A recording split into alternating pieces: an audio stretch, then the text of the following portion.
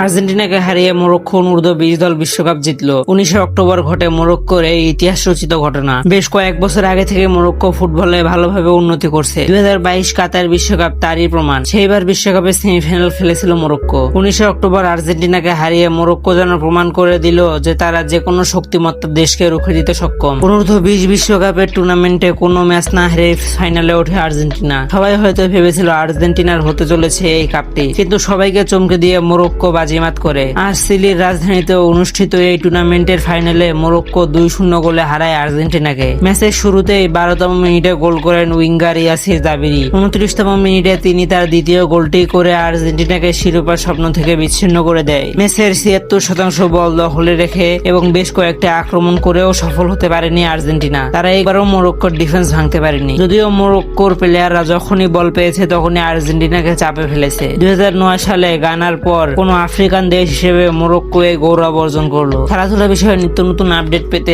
আমাদের tea time sports চ্যানেলটিকে subscribe করে পাশেই থাকতে পারেন।